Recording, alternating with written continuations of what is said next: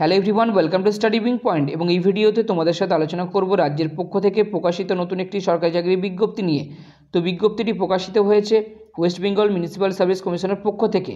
তো এখানে তোমাদের বিভিন্ন পোস্টে নিয়োগ করানো হচ্ছে। তো সেক্ষেত্রে পোস্টের নাম কিন্তু বলে দেওয়া আছে, ঠিক আছে।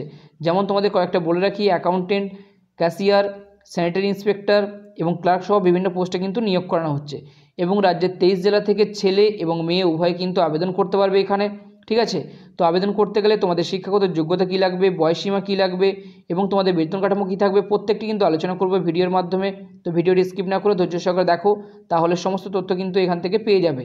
এবং অফিসিয়াল ওয়েবসাইট থেকে সরাসরি অফিসিয়াল বিজ্ঞপ্তিটি ডাউনলোড করে পড়বে, বুঝবে, তারপরে কিন্তু আবেদন করবে, ঠিক আছে।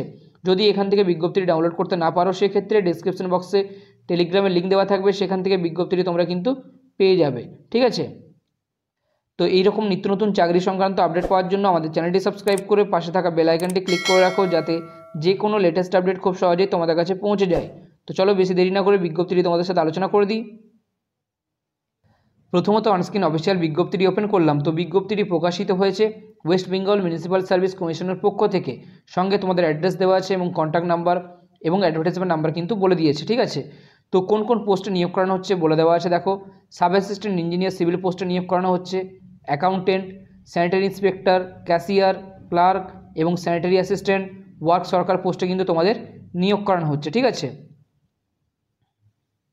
তো এখানে তোমাদের বলে দেওয়া আছে সম্পূর্ণ অনলাইনের মাধ্যমে তোমাদের আবেদন করতে হবে। সেক্ষেত্রে অফিসিয়াল ওয়েবসাইট বলে দিয়েছে www.mscwb.org।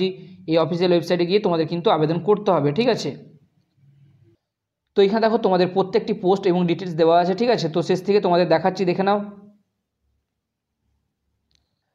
তো প্রথমে দেখো তোমাদের পোস্টের নাম বলে দেওয়া আছে, ওয়ার্ক সরকার পোস্টে নিয়োগ করানো হচ্ছে। ইউআরের জন্য একটিমাত্র শূন্যপদ আছে, ঠিক আছে। এবং পে লেভেল 3 অনুযায়ী তোমাদের বেতন দেওয়া হবে এখানে। তো শিক্ষাগত যোগ্যতা বলে দিয়েছে এখানে, তোমাদের ক্লাস 9 পাস হয়ে থাকলে তোমরা আবেদন করতে পারবে। এবং তোমাদের বয়স সীমা কিন্তু বলে দিয়েছে 18 থেকে 40-এর মধ্যে তোমাদের কিন্তু বয়স থাকতে হবে এখানে, ঠিক আছে। এবং 1 জানুয়ারি 2024 অনুযায়ী তোমাদের কিন্তু বয়স হিসেব করা হবে। পরবর্তী পোস্ট বলেছে ক্লার্ক পোস্টে নিয়োগ করানো হচ্ছে। এখানে তোমাদের 2টি শূন্যপদ আছে, এসসির জন্য একটি এবং ইউআরের জন্য একটি। এবং বেতন কাঠামো বলেছে পে লেভেল 6 অনুযায়ী তোমাদের এখানে বেতন দেওয়া হবে। তো শিক্ষাগত যোগ্যতা বলেছে সরকার স্বীকৃত প্রতিষ্ঠান থেকে মাধ্যমিক পাস অথবা সমতুল্য পাস থাকলে তোমরা আবেদন করতে পারবে। তো ডিজারেবল কোয়ালিফিকেশানে বলে দেওয়া আছে কম্পিউটার তোমাদের নলেজ থাকতে হবে, সেক্ষেত্রে টাইপিংয়ের এবং কম্পিউটারের, ঠিক আছে। তো মিনিমাম তোমাদের বয়স বলেছে 18 বছর, ম্যাক্সিমাম তোমাদের বয়স কিন্তু বলে দেওয়া আছে 40 বছর, ঠিক আছে। পরবর্তী পোস্ট বলে দেওয়া আছে স্যানিটারি অ্যাসিস্ট্যান্ট পোস্টের ক্ষেত্রে একটিমাত্র শূন্যপদ আছে এবং পে লেভেল 6 অনুযায়ী তোমাদের কিন্তু এখানে বেতন দেওয়া হবে। তো শিক্ষাগত যোগ্যতা বলেছে তোমাদের মাধ্যমিক পাস হয়ে থাকতে হবে এবং সঙ্গে তোমাদের কিন্তু ট্রেনিং করা থাকলে তোমরা আবেদন করতে পারবে। সেক্ষেত্রে ডিজারেবল কোয়ালিফিকেশানে তোমাদের বলা আছে যদি তোমাদের ফিল্ড এক্সপিরিয়েন্স থাকে সেক্ষেত্রে তোমরা কিন্তু প্রেফারেন্স পেয়ে যাবে, যদি না থাকে সেক্ষেত্রেও তোমাদের কিন্তু কোনো রকম অসুবিধা নেই বলে দেওয়া আছে, ঠিক আছে, ডিজারেবল কোয়ালিফিকেশানে। এবং তোমাদের সর্বনিম্ন বয়স বলেছে 18 বছর এবং তোমাদের ম্যাক্সিমাম বয়স বলে দিয়েছে 40 বছর, ঠিক আছে। এবং এখানে তোমাদের বলে দেওয়া আছে বয়সসীমা কিন্তু তোমাদের মাধ্যমিকের সার্টিফিকেট অথবা সমতুল্য সার্টিফিকেট অনুযায়ী চেক করা হবে। নেক্সট তোমাদের পোস্ট বলে দেওয়া আছে স্যানিটারি ইন্সপেক্টর। তো এই পোস্টে আবেদন করার জন্য তোমাদের একটিমাত্র শূন্যপদ আছে এবং পে লেভেল 9 অনুযায়ী তোমাদের কিন্তু বেতন দেওয়া হবে, ঠিক আছে। তো শিক্ষাগত যোগ্যতা বলে দেওয়া আছে যে উচ্চ মাধ্যমিক অর্থাৎ হায়ার সেকেন্ডারি পাস থাকতে হবে, সঙ্গে তোমাদের ডিপ্লোমা থাকলে তোমরা কিন্তু আবেদন করতে পারবে। অথবা যদি তোমাদের স্যানিটারি ইন্সপেক্টরের সার্টিফিকেট থাকে সেক্ষেত্রেও তোমরা আবেদন করতে পারবে এখানে, ঠিক আছে। এবং ডিজারেবল কোয়ালিফিকেশানে বলে দেওয়া আছে যদি তোমাদের ফিল্ড এক্সপিরিয়েন্স থাকে সেক্ষেত্রেও তোমরা প্রেফারেন্স পেয়ে যাবে, ঠিক আছে। এবং সর্বনিম্ন বয়স বলেছে 21 বছর, সর্বোচ্চ বয়স বলে দেওয়া আছে 40 বছর। এবং তোমাদের বয়স হিসেব করা হবে মাধ্যমিকের সার্টিফিকেট অনুযায়ী। নেক্সট তোমাদের পোস্ট বলে দেওয়া আছে ক্যাশিয়ার পোস্টে ইউআরের জন্য একটিমাত্র শূন্যপদ আছে, পে লেভেল 6 অনুযায়ী তোমাদের কিন্তু বেতন দেওয়া হবে এখানে, ঠিক আছে। এবং শিক্ষাগত যোগ্যতা বলেছে মাধ্যমিক অথবা সমতুল্য পাস থাকলে আবেদন করতে পারবে।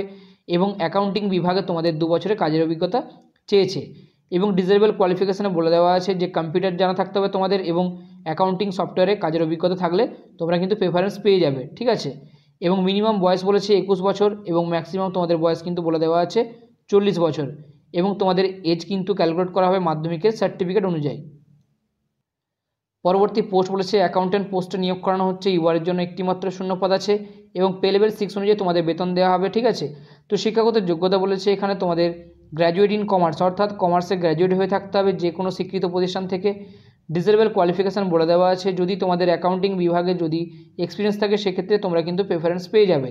এবং এজ বলে দেওয়া আছে, সর্বনিম্ন তোমাদের বয়স বলেছে 18 এবং সর্বোচ্চ বয়স বলে দেওয়া আছে 40, অর্থাৎ 18 থেকে 40-এর মধ্যে বয়স থাকলে তোমরা আবেদন করতে পারবে এবং এজ ক্যালকুলেট করা হবে মাধ্যমিকের সার্টিফিকেট অনুযায়ী। পরবর্তী পোস্ট বলে দেওয়া আছে সাব অ্যাসিস্ট্যান্ট ইঞ্জিনিয়ার সিভিল পোস্টে ইউআরের জন্য একটি মাত্র শূন্য পদ আছে এবং পে লেভেল 12 অনুযায়ী তোমাদের কিন্তু বেতন দেওয়া হবে এখানে। এবং শিক্ষাগত যোগ্যতা বলে দিয়েছে যে ডিপ্লোমা ইন সিভিল ইঞ্জিনিয়ারিং, অর্থাৎ সিভিল ইঞ্জিনিয়ারিংয়ে তোমাদের ডিপ্লোমা থাকলে তোমরা আবেদন করতে পারবে, ঠিক আছে। এবং ডিজারেবল কোয়ালিফিকেশান বলে দেওয়া আছে, যদি তোমাদের ডিজারেবল কোয়ালিফিকেশান না থাকে সেক্ষেত্রেও তোমরা কিন্তু আবেদন করতে পারবে এখানে। এবং 24 থেকে 40 বছরের মধ্যে তোমাদের বয়স চেয়েছে এখানে, ঠিক আছে। তো এখানে তোমাদের বলে দেওয়া আছে যখন তোমরা ফর্মটি ফিল আপ করবে অনলাইনে, তো সেই সময় তোমাদের কী কী ডকুমেন্টস আপলোড করতে হবে প্রত্যেকটি কিন্তু দেওয়া আছে। তো এসেনশিয়াল কোয়ালিফিকেশান তোমাদের স্ক্যান করে আপলোড করতে হবে, ডিজারেবল কোয়ালিফিকেশান, এজ, কাস্ট এবং পিডব্লিউডি সার্টিফিকেট থাকলে সেটি তোমাদের স্ক্যান করে কিন্তু আপলোড করতে হবে অনলাইনে, ঠিক আছে। তো বয়সের ছাড় বলে দেওয়া আছে, এসটি এসসিরা 5 বছরের বয়সের ছাড় পেয়ে যাবে এবং ওবিসিরা কিন্তু 3 বছরের বয়সের ছাড় পেয়ে যাচ্ছে এখান থেকে।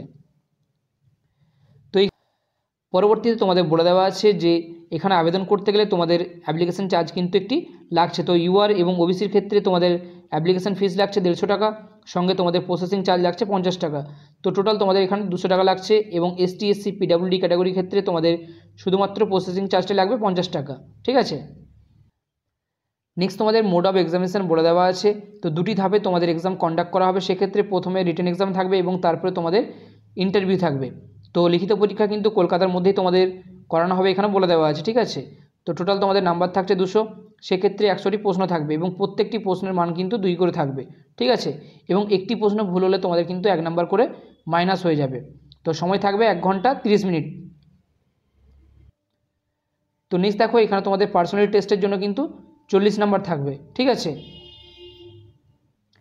নেক্সট তোমাদের বলে দেওয়া আছে ডকুমেন্ট ভেরিফিকেশনের সময় তোমাদের প্রত্যেকটি ডকুমেন্ট কিন্তু ঠিকঠাক রাখতে হবে, না হলে তোমাদের অ্যাপয়েন্টমেন্ট কিন্তু ক্যান্সেল করে দেওয়া হবে, ঠিক আছে।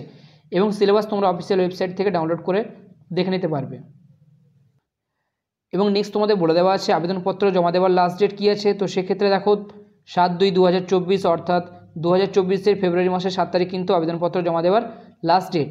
এবং 8/1/2024 থেকে তোমাদের কিন্তু ফর্ম ফিল আপ শুরু হবে, ঠিক আছে। তো এখনও তোমাদের ফর্ম ফিল আপ স্টার্ট হয়নি, তো এই ডেট থেকে তোমাদের ফর্ম ফিল আপ শুরু হবে, অফিসিয়াল ওয়েবসাইট অলরেডি তোমাদের জানিয়ে দিয়েছি। তো বিজ্ঞপ্তিতে যে সমস্ত ইম্পর্টেন্ট তথ্যগুলি ছিল প্রত্যেকটি তোমাদের সাথে আলোচনা করলাম। কোথাও যদি বুঝতে অসুবিধা হয় কমেন্ট সেকশনে কমেন্ট করে জিজ্ঞাসা করতে পারো। এবং ভিডিওটি হেল্পফুল বলে মনে হলে একটি লাইক দিয়ে চ্যানেলটি সাবস্ক্রাইব করে আমাদের সাথে থেকো এবং আমাদের পাশে থেকো এবং ভিডিওগুলি বেশি বেশি করে বন্ধুদের সাথে শেয়ার করে দিও।